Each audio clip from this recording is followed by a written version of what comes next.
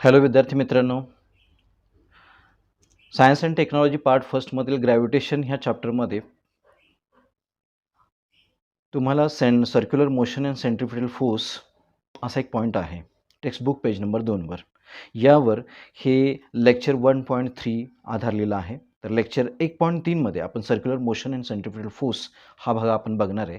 आता याच्यामध्ये आपल्याला टेक्स्टबुक पेज नंबर 2वर ट्राय दिस नावाची एक ॲक्टिव्हिटी आलेली आहे. त्या ॲक्टिव्हिटीमध्ये आपल्याला tie a stone to one end of a string, take the other end in your hand and rotate the string so that the stone moves along a circle as shown in figure 1.2a in your textbook.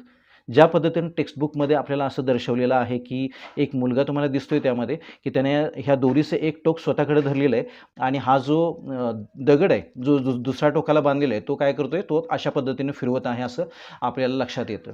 आता याच्यावर आधारित हे 4 questions तुम्हाला circular motion and centrifugal force ह्या पॉईंटच्या खाली तुम्हाला विचारलेले आहेत. तर त्यापैकी आता आपल्याला ही गोष्ट जाणवते की आपण पहिल्यांदा यामध्ये हे शिकलं पाहिजे की आता हे अशा पद्धतीनं तुम्हाला एक गोष्ट ह्या प्रयोगामधून अशी जाणवते की याच्यामध्ये हा जो दगड आहे जो दोरीच्या सहाय्याने मी काय करतोय इथं फिरवत आहे, तो दगड तुम्हाला जो दिसतोय ना, तो त्या दगडावर जे काही बल प्रयुक्त होते ते सेंटरच्या दिशेनं प्रयुक्त व्हायला लागले. त्यालाच आपण काय बोलतो, म्हणजे इथं हा दगड जो मी माझ्या हातामध्ये धरलेला आहे, म्हणजे माझ्या हातामध्ये हा दगड मी धरल्यामुळंच काय व्हायला लागलेलं आहे, हा दगड ॲक्च्युली एका फिक्स्ड ऑर्बिटमध्ये मूव्ह होताना तुम्हाला दिसतोय. एका फिक्स्ड ऑर्बिटमध्ये मूव्ह होताना तुम्हाला तो दिसत आहे. तर आता हा जो दगड आहे, ज्यावेळेला मी काय करेल, माझ्या हातातून ही दोरी सोडेल त्यावेळेला काय होईल, की हा दगड माझ्या हातातून निसटून गेलेला आहे. आता तो निसटून जाताना तो कसा निसटून गेला याविषयी काही फिगर्सच्या द्वारे आपण याचं एक्सप्लेनेशन आपण याच्यामध्ये शिकणार आहे. तर याच्यामध्ये जो क्वेश्चन फर्स्ट आहे, are you applying any force on the stone. प्रश्न काय विचारलेला आहे, प्रश्न मी परत एकदा वाचतोय. Are you applying any force on the stone. Yes, I am applying a force on the stone. म्हणजे मी स्वतः काय करत होतो, ह्या हाताने हा दगड धरल्यामुळं मी ह्या दगडावर एक काय करतोय की एक फोर्स अप्लाय करायला लागलेलो आहे. क्वेश्चन नंबर 2 आहे, in which direction is the force acting. In which direction is the force acting. The force is acting on the stone directed towards the center of the circle. म्हणजे ह्या स्ट्रिंगच्या सहाय्यानं हा दगड फिरवताना माझ्या ह्या टोटल ह्या सर्कलच्या सेंटरला काय होते की एक फोर्स प्रयुक्त होत आहे आणि त्या फोर्समुळंच हा दगड ह्या स्ट्रिंगच्या सहाय्यानं मी फिरवू शकतोय. क्वेश्चन नंबर 3 आहे, how will you stop the force from acting. Answer आहे, if we release the string. ज्या पद्धतीने मी ही दोरी सोडून दिली, if we release the string the force can be stopped from acting. म्हणजे ज्या वेळेला मी काय करेल की हा दगड मी ह्या स्ट्रिंगच्या सहाय्याने फिरवायला लागलो, पण ज्या वेळेला मी स्वतः हे सगळं सोडून देईल त्यावेळेला काय होईल, हे सगळं थांबलेलं असेल, त्या सर्कलच्या टँजंटच्या दिशेने तो गेलेला असेल. क्वेश्चन नंबर 3 आहे, how will you stop this force from acting. If we release the string, the force can be stopped. म्हणजे त्याच्यावरचं जे बल आहे ते मी काढून घेतल्यामुळं ॲक्च्युली तो दगड फिरायचा थांबला. हे या पॉईंटमधून ह्या क्वेश्चनच्या ॲन्सरमधून मला तुम्हाला सांगायचं आहे. आता क्वेश्चन नंबर 4 जो आहे, what will be the effect on the stone. आता त्या स्टोनवर काय इफेक्ट होईल. ज्या पद्धतीनं मी तुम्हाला दर्शवलं की ज्या वेळेला मी काय करतोय की माझ्या हातातून ही दोरी मी सोडून देतोय त्यावेळेला ॲक्च्युली तुम्ही पाहिलं की हा स्वतःहून नाही फिरू शकत. ज्या वेळेपर्यंत मी याला फिरवतोय त्याच वेळेपर्यंत हा जो दगड आहे तो दगड मी फिरवू शकतोय. म्हणजे माझ्या म्हणजे एक सेंटर सिकिंग फोर्स या दगडावर अप्लाय झाल्यामुळेच ॲक्च्युली काय होतं की हा दगड फिरतोय. ज्या वेळेला मी हा फोर्स काढून घेईल त्यावेळेला हा दगड काय असेल की कोणतीही कृती करणार नाही. The stone will fly off along a straight line which is the tangent to the circle at the position of the stone when the string is released. ज्या वेळेला मी काय करेल, हा आता समजा तुम्ही की सपोज या सर्कलनी, म्हणजे हा एक सर्कल आहे, तर या सर्कलनी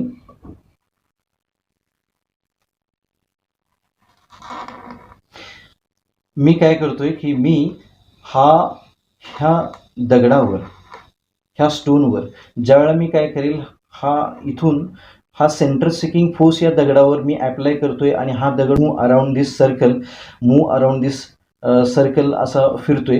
त्यावेळेला काय होईल की ज्या पॉईंटला मी तो दगड फिरत असताना ज्यावेळेला मी तो सोडून देईल त्यावेळेला त्याच्या टँजंटच्या दिशेनं, म्हणजे समजा ह्या पॉईंटला मी सोडला तर तो असा स्ट्रेट लाईनला जाईल, या पॉईंटला मी सोडला तर अशा पद्धतीनं तो स्ट्रेट लाईन जाईल, अशा पद्धतीनं तो स्ट्रेट लाईन जाईल, किंवा तो ह्या पॉईंटला सोडला तर अशा पद्धतीनं याच्या टँजंटमध्ये हा काय करेल, स्ट्रेट लाईनमध्ये इथं सुटलेला असेल आणि तो बाहेर पडेल.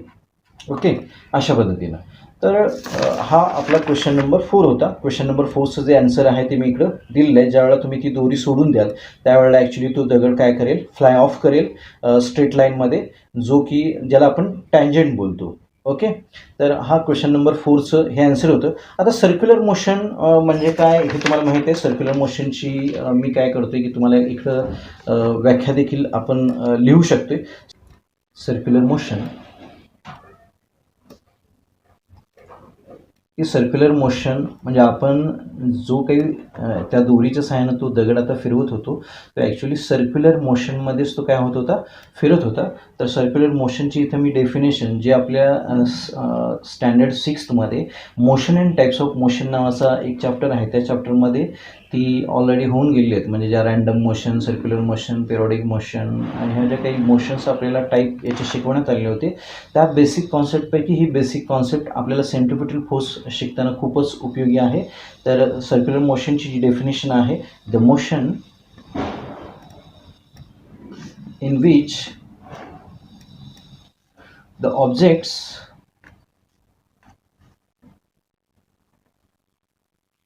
Move along a circular path is called circular motion. म्हणजे जे ऑब्जेक्ट्स काय करतात की त्याच्या अलॉंग द सर्क्युलर पाथ फिरतात, मूव्ह करतात, त्यांना आपण काय बोलतो, सर्क्युलर मोशन बोलतो. ओके, आता यामध्ये एक्झरसाइज क्वेश्चन एक आलेला आहे. Circular motion and centripetal force यावर आधारित एक्झरसाइज क्वेश्चन आलेला आहे, ज्याला मी स्टार मार्क केलेला आहे. क्वेश्चन नंबर 1 आहे, define the term centripetal force.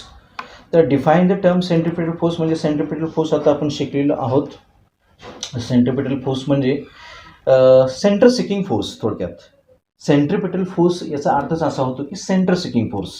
जो फोर्स सेंटर सिकिंग असतो त्यालाच आपण काय बोलतो, सेंटर सिकिंग फोर्स बोलतो. पण आपल्या टेक्स्टबुकमधली जी त्याची डेफिनेशन आहे ती डेफिनेशन मी इकडे घेतलेली आहे. The force acts on any object moving along a circle and it is directed towards the center of the circle. This is called as centripetal force. Centripetal force or centripetal means that object tries to go towards the center of the circle because of this force. म्हणजे याच्यामध्ये काय करेल की object काय करेल की object जो आहे तो ऑब्जेक्ट सेंटरकडे जाण्याचा प्रयत्न करेल. यालाच आपण काय बोलतो, सेंट्रिपिटल फोर्स असं बोलतो. अर्थात आता तुम्हाला अभिकेंद्री बल, सेंट्रिपिटल फोर्स या शब्दाचा मराठीमध्ये जो अर्थ होतो ना, तो अभिकेंद्री बल असा होतो. म्हणजे तुम्हाला इथं दिसेल की ही जी वस्तू आहे, हे जे ऑब्जेक्ट आहे, हे ऑब्जेक्ट काय करत आहे की इकडे केंद्राकडे जाण्यासाठी प्रवृत्त होत आहे. यालाच आपण काय बोलतो, सेंट्रिपिटल फोर्स बोलतो. म्हणजे मी केंद्राकडून याच्याकडं एक प्रकारचा एक फोर्स ॲक्ट होतो आहे आणि त्यामुळंच हा ऑब्जेक्ट एका स्पेसिफिक ऑर्बिटमध्ये रोटेट होताना तुम्हाला इकडं दिसत आहे. आता try this he G activity आहे, ही ॲक्टिव्हिटी करण्याचा याच्यामध्ये काय उद्देश आहे. ट्राय दिस ह्या ॲक्टिव्हिटीमध्ये तुम्हाला सेंट्रिपिटल फोर्स शिकवण्यापाठीमागं आणि हा प्रयोग करून दाखवण्यापाठीमागं एक उद्देश आहे. अर्थ आणि मून आणि त्यानंतर सन अँड अदर प्लॅनेट्स यामधील जो संबंध आहे, यामधील जे रिलेशन आहे ते रिलेशन आपण याच्या सहाय्याने काय करू शकतो, सिद्ध करू शकतो. म्हणजेच काय, आता तुम्हाला इनटेक्स्ट क्वेश्चन्समध्ये हे जे काही प्रश्न विचारलेले आहेत, इनटेक्स्ट क्वेश्चन्स जे तुम्हाला इकडं आलेले आहेत circular motion and centripetal force या पॉईंटमध्ये, ते इनटेक्स्ट क्वेश्चन आपण इकडे सगळे घेणार आहेत. आता हे इनटेक्स्ट हे टेक्स्ट क्वेश्चन्स घेण्यापाठीमागं आपला जो उद्देश आहे तो आपल्याला यातून आपल्याला अर्थ आणि मून यामधील रिलेशन समजणार आहे. त्याचबरोबर सन आणि अदर प्लॅनेट्स जे आहेत त्या अदर प्लॅनेट्समधलं रिलेशन आपल्या लक्षात येणार आहे. आता हे 5 प्रश्न घेण्याच्या अगोदर मी तुम्हाला इथंच हे रिलेशन पहिल्यांदा समजावून सांगतो. जसं की तुम्हाला या 5 क्वेश्चन्सच्या माध्यमातून हे विचारलेलं आहे की त्यामधील पहिला प्रश्न विचारलेला आहे, do you think some force is constantly acting on the moon? म्हणजे चंद्रावर अशा स्वरूपाचं काही एक बल जे आहे ते प्रयुक्त होत असेल का कॉन्स्टंटली, रेग्युलर असं? तर येस, याचं उत्तर आहे येस. ज्या पद्धतीनं आता इकडं हा दगड जो आहे, हा दगड मी इकडं बांधलेला आहे आणि या दगडाला मी काय करतो आहे की ह्या केंद्राच्या दिशेनं हा एका स्पेसिफिक ऑर्बिटमध्ये ज्या पद्धतीनं मूव्ह होताना तुम्हाला दिसतो आहे, याच पद्धतीनं म्हणजे ही माझी 2 बोटं म्हणजे जिकडं आपण याला काय बोलू सेंटर, तर हे सेंटर ऑफ द अर्थ आहे असं तुम्ही समजा. आणि हा जो आहे हा दगड जो आहे तो मून आहे असं समजा. आणि या सेंटरकडून ह्या मूनवर एक प्रकारचं कॉन्स्टंटली या चंद्राला इकडं फिरवण्यासाठी एका स्पेसिफिक ऑर्बिटमध्ये एक कॉन्स्टंटली असा एक फोर्स ॲक्ट होतो आहे आणि यालाच आपण सेंट्रिपिटल फोर्स बोलतो. आणि हेच रिलेशन आहे पृथ्वी आणि चंद्रामधलं, हेच रिलेशन आहे. म्हणजे पृथ्वीच्या केंद्राकडून ह्या चंद्रावर जे काही एक गुरुत्वीय बल, गुरुत्वाकर्षण प्रयुक्त होत आहे, यामुळेच हा जो मून आहे तो एका स्पेसिफिक ऑर्बिटमध्ये इकडे तुम्हाला फिरताना दिसतो आहे. आता यामधील जो सेकंड क्वेश्चन विचारलेला आहे, what must be the direction of this force? The force is directed towards the centre of the earth. म्हणजे याच्यामध्ये याच्या बलाची दिशा कोणती असेल? याच्या बलाची दिशा असणार आहे त्याच्या सेंटर ऑफ द अर्थकडे. क्वेश्चन नंबर 3 आहे, तो क्वेश्चन नंबर 3 विचारलेला आहे, how would its motion have been if no such force acted on it? जर समजा असं एखादं फोर्स याच्यावर जर ह्या चंद्रावर असा पृथ्वीकडून ह्या चंद्राकडे असं एखादं फोर्स जर प्रयुक्त झाला नसता तर ॲक्च्युली काय झालं असतं किंवा कोणती मोशन राहिली असती आणि या पद्धतीचा जर फोर्स चंद्रावर प्रयुक्त झाला नसता तर काय झालं असतं चंद्राचं? तर ज्या पद्धतीने मी तुम्हाला सांगितलं की आपण काय करतो आहे की ज्या पद्धतीने मी तुम्हाला सांगितलं की आपण ह्या दोऱ्याने ह्या सेंटरच्या दिशेने ह्या दगडाला ज्या पद्धतीने इकडं फिरवतो आहे, इकडं मूव्ह करतो आहे. आता हा मूव्ह होत असताना जर आपण हा जो दगड आहे आपण जर सोडला तर काय होईल की हा या टँजन्शियल डिरेक्शनमध्ये स्ट्रेट लाईन जाईल. अशाच पद्धतीनं जर ह्या पृथ्वीच्या सेंटरकडून मूनवर प्रयुक्त होणारं जे गुरुत्वाकर्षण आहे ते गुरुत्वाकर्षण जर संपलं तर हा या टँजन्शियल दिशेला स्ट्रेट लाईनमध्ये काय होणार आहे, मूव्ह होणार आहे. हा आपला थर्ड क्वेश्चन झाला. आता जो फोर्थ क्वेश्चन विचारलेला आहे तो फोर्थ क्वेश्चन आहे, आता याचं मी तुम्हाला उत्तर सांगितलं तेच ॲन्सर इकडं आपण इंग्लिशमध्ये लिहिलं आहे. If there was no force acting on the moon it would move in a straight line that is tangential to the orbit of the moon. आता फोर्थ जो क्वेश्चन आहे तो क्वेश्चन विचारलेला आहे, do the other planets in the solar system revolve around the sun in a similar fashion? म्हणजे ज्या पद्धतीने मी तुम्हाला म्हटलं की जसं की ह्या पृथ्वीकडून ह्या पृथ्वीकडून या मूनवर ज्या पद्धतीनं एक स्पेसिफिक ऑर्बिटमध्ये याला फिरण्यासाठी हे पृथ्वीचं गुरुत्वाकर्षण बल जे आहे ते भाग पाडते, याच पद्धतीनं आपल्याला असं दिसतं की सगळे ग्रह जे आहेत, ऑल प्लॅनेट्स जे आहेत ते सूर्याभोवती रिव्हॉल्व होताना आपल्याला आढळून येतात. तर हे कोणतं बल आहे? तर सूर्याकडून प्रयुक्त केलं जाणारं हे देखील गुरुत्वाकर्षण बल आहे आणि त्यामुळेच सगळे ग्रह जे आहेत ते सूर्याभोवती आपल्याला फिरताना दिसतात. त्यामुळं या क्वेश्चनचं ॲन्सर आहे येस. अर्थभोवती मून जसा रिव्हॉल्व होतो आहे त्याच पद्धतीनं सूर्याच्या सेंटरकडून जे गुरुत्वाकर्षण बल सगळ्या ग्रहांवर प्रयुक्त होते त्यामुळेच ते ग्रह त्या ऑर्बिटला काय होतात, आपल्याला मूव्ह होताना दिसतात एका स्पेसिफिक ऑर्बिटमध्ये.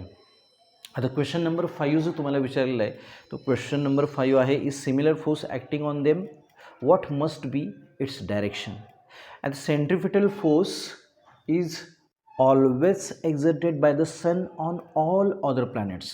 म्हणजे पृथ्वीच्या केंद्राकडून ज्या पद्धतीनं मूनवर गुरुत्वाकर्षण बल प्रयुक्त केलं जातं, एक सेंट्रिपिटल फोर्स प्रयुक्त केला जातो, त्याच पद्धतीने काय होतं की सूर्याकडून देखील ऑल प्लॅनेट्सवर सूर्याच्या सेंटरकडून एक सेंट्रिपिटल फोर्स प्रयुक्त होताना दिसतो आणि that causes all this planets revolve around the sun. The direction of the force is towards the centre of the sun. Okay, हा पार्ट तुम्हाला चांगलं समजलं असेल.